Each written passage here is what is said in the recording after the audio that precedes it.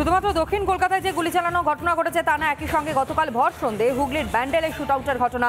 ব্যান্ডেল কুলিপাড়ায় চলল গুলিবিদ্ধ হয়ে এক ব্যক্তির মৃত্যুও হয়েছে বলে খবর পাওয়া যায়। এমনকি মৃত নিউ কাজিডাঙ্গা এলাকার বাসিন্দা। কলকাতা পুরসভার কর্মী ছিলেন নিহত লালবাবু গোয়ালা। কে বা কারা এই হামলা চালালো? ঘটনার পর থেকে আতঙ্কে রয়েছেন স্থানীয় বাসিন্দারা। প্রশ্নের মুখে এলাকার নিরাপত্তা। সেই ছবি দেখতে পাচ্ছেন, যার মৃত্যু হয়েছে লালবাবু গোয়ালা, তিনি পুরসভার কর্মী। ব্যান্ডেলের শুটআউটের ঘটনা। কি উদ্দেশ্য ছিল দুষ্কৃতীদের, কি কারণের জন্য তাকে এইরকমভাবে গুলি চালানো হলো, যাতে একেবারে মৃত্যু নিশ্চিত করা যায়, সেই রকমভাবেই তাকে লক্ষ্য করে পয়েন্ট ব্ল্যাঙ্ক রেঞ্জ থেকে গুলি চালানো হয়, যেমনটা খবর পাওয়া যাচ্ছে। তবে শোকের ছায়া একদিকে যেমন পরিবারে নেমে এসেছে দেখতেই পাচ্ছেন, পাশাপাশি স্থানীয় বাসিন্দারা তারা রীতিমতন আতঙ্কে রয়েছেন, ভয় পাচ্ছেন। শোনাই তাদের বক্তব্য। অফিস থেকে ফেরার সময় এখানে হেঁটে ফিরছিল, বাড়ির একটি বাড়ি আগে পড়েছিল। এখানে একজন শিক্ষক বাড়িতে পড়ায়, মানে ছাত্রছাত্রীরা দেখেছে ফেরার সময় কে একজন পড়ে আছে, খবর দেয়। বাড়ির লোক এসে দেখছে এরকম অবস্থা, রক্তাক্ত হয়ে গেছে, তাদের হসপিটালে নিয়ে গেছে। অন্যদিকে চুঁচুড়ার বিধায়ক তিনি কি বলছেন, অসিত মজুমদার শোনাই।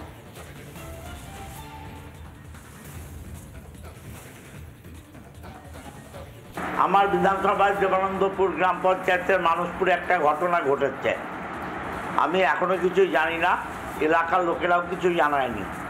শুনলাম পুলিশ গেছে, তদন্ত করুক, কি হয়েছে আগে সঠিক ব্যাপারটা জানি, তারপর যা বলার নিশ্চয়ই বলবো। স্থানীয় পঞ্চায়েতের তরফ থেকে কি জানানো হচ্ছে শুনুন।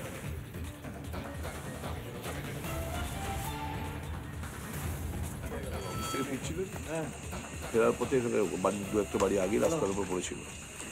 কোথায় চাকরি করতেন? শুনছি কর্পোরেশন, কলকাতা কর্পোরেশন চাকরি করতে। পুলিশ তদন্ত করছে, ওনারা বলবেন। এলাকার মানুষ কিছু বলতে পারছে না, কেউ জানে না। পড়ে থাকতে অবস্থা দেখেছে, মানে কোনো শব্দ পাইনি। এরকম কোনোদিন আগে ঘটেছে না আমাদের এখানে, এইসব ধরনের ঘটনা ঘটেনি। জানতাম না, আমি এখানকার মেম্বার। তা আমি শুনলাম যে এখানে নাকি লালবাবু সাহেব বাড়ি ফিরছিলেন, লালবাবু সাহেব বাড়ি ফিরছিলেন, সেই সময় নাকি তাকে আততায়ীরা ব্যান্ডেল স্টেশনে ওখানে মার্ডার করেছে। তারপরে তো তাকে এখানে নিয়ে আসা হয়েছে, তাকে মৃত বলে ঘোষণা করা হয়েছে। কোনখানে হয়েছে ঘটনাটা? ব্যান্ডেল স্টেশনের এখানটাতে হয়েছে। এইখানে হয়নি? মানে এইখানে তাহলে হয়নি? না, এখানে হয়নি, ব্যান্ডেল স্টেশনের ওখানেই হয়েছে।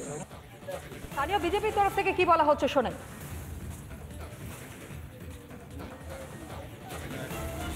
রেজাল্ট বেরানোর পর থেকেই আমরা যেটা দেখতে পাচ্ছি, হুগলিতে বিশেষ করে আইন শৃঙ্খলা প্রায় নেই বললেই চলে। চারপাশে আমরা দেখতে পাচ্ছি দুষ্কৃতীদের একটা তাণ্ডব বেড়েছে। এই এক সপ্তাহের ভেতরে দুটো এই ধরনের ঘটনা, যদিও আমরা স্থানীয় যারা আমাদের কার্যকর্তা আছে তাদের কাছ দিয়ে যেটা জানতে পারছি, এরা কোনোরকম স্বাভাবিক সমাজের সঙ্গে যুক্ত নয়, দুষ্কৃতিমূলক কার্যকলাপের সঙ্গেই এরা যুক্ত ছিল। কিন্তু এই ধরনের ঘটনাগুলো মানে সাধারণ মানুষকে চিন্তার মধ্যে ফেলে দেয়। সুতরাং আমাদের আবেদন থাকবে প্রশাসনের কাছে যে আইন শৃঙ্খলা যেটা ভেঙে পড়েছে আমরা দেখতে পাচ্ছি, সেটা ঠিকঠাক করা হোক।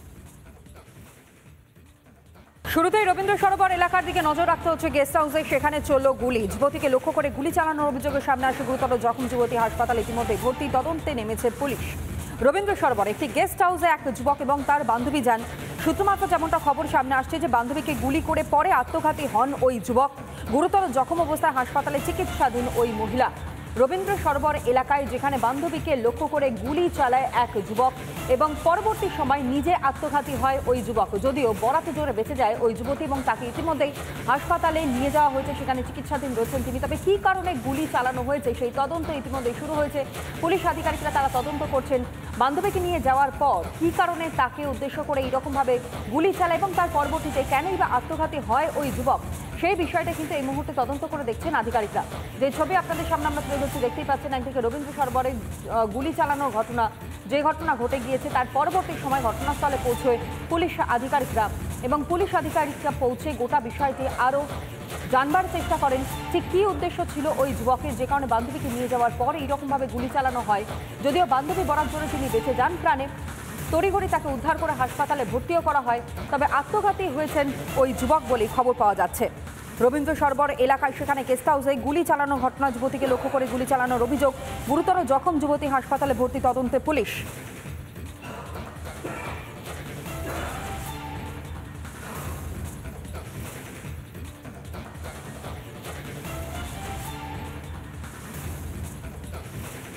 মৃত যুবকের মা কি বলছেন শোনাই।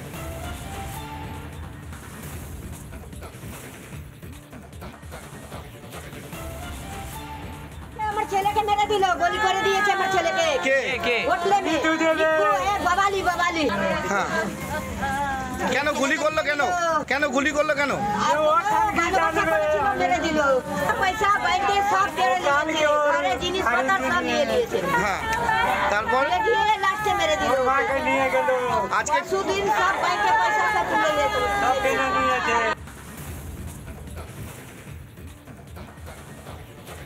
নিহতের পরিবারের সদস্যদের কথা আপনাদের সামনে তুলে ধরলাম। অর্থাৎ আত্মঘাতী হয়েছেন যেই যুবক, তার মা কি বলছেন। কিন্তু প্রশ্ন হচ্ছে, ওই যুবকের কাছে কি করে আসলো আগ্নেয়াস্ত্র এবং কি বা তার উদ্দেশ্য ছিল, কি কারণে সঙ্গিনীকে নিয়ে যাওয়ার পর তারপর তার ওপর গুলি চালানো হয়, কেনই বা গুলি চালিয়ে পরবর্তী সময়ে সেই যুবক আত্মঘাতী হলো। এবং সবথেকে বড় প্রশ্ন যে গুলি চালানোর ঘটনার পর যে প্রশ্নটা সামনে আসছে যে তার কাছে অস্ত্র কোথা থেকে আসলো।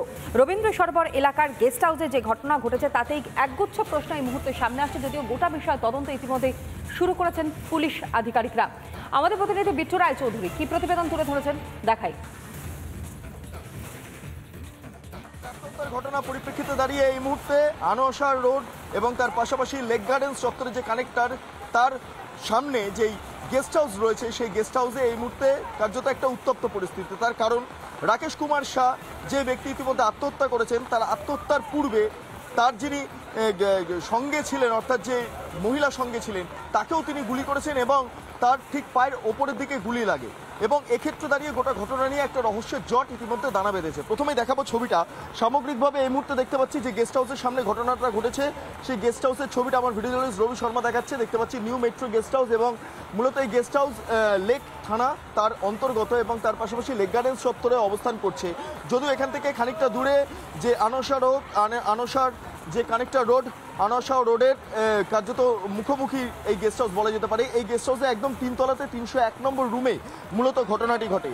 আজকে নিক্কু কুমারী দুবে এবং তার পাশাপাশি রাকেশ কুমার শাহ তারা আজকে এই চত্বরে অর্থাৎ এই গেস্ট হাউসে দুপুর 2টোর সময় আসেন এবং তারপরই মূলত 4:50 যখন বাজে সেই সময় দেখা যায় আচমকা গুলির শব্দ এবং তার কিছুক্ষণ বাদে আমরা যেটা জানতে পারি বা পুলিশ সূত্রে যেটা জানতে পারছি, নিক্কু কুমারী দুবে যিনি আছেন, অর্থাৎ যে পুরুষ সঙ্গে ছিলেন, রাকেশ কুমারের সঙ্গে ছিলেন, তিনি রিসেপশনে নেমে আসেন এবং তিনি দাবি করেন তার সঙ্গে যে ব্যক্তি রয়েছে সে তাকে গুলি করার চেষ্টা করেছে এবং তার কিছুক্ষণ বাদেই ওপর থেকে আরেকটি গুলির শব্দ পাওয়া যায় এবং সেখানে পরবর্তীকালে গিয়ে দেখা যায় যে সংশ্লিষ্ট ব্যক্তি অর্থাৎ রাকেশ কুমার তিনি পয়েন্ট ব্ল্যাঙ্ক রেঞ্জ থেকে নিজেকে গুলি করে মূলত আত্মহত্যার দিকে নিয়ে গেছেন, আত্মহনন করেছেন। এবং এক্ষেত্রে দাঁড়িয়ে আমরা যেটা জানতে পাচ্ছি, মাথার ঠিক বাঁ দিকেই মূলত গুলি করা হয়েছে এবং 9mm দিয়ে মূলত এই ঘটনা হয়েছে, যেটা আমরা জানতে পাচ্ছি। পুলিশের তরফে এই মুহূর্তে তদন্তে নামা হয়েছে। আমরা যেটা জানতে পাচ্ছি, লালবাজারের গোয়েন্দা বিভাগের হোমিসাইড থেকে শুরু করে স্থানীয় থানা পুলিশ তারা প্রত্যেকেই তারা এসেছেন, তাদের তরফে তাদের মতো করে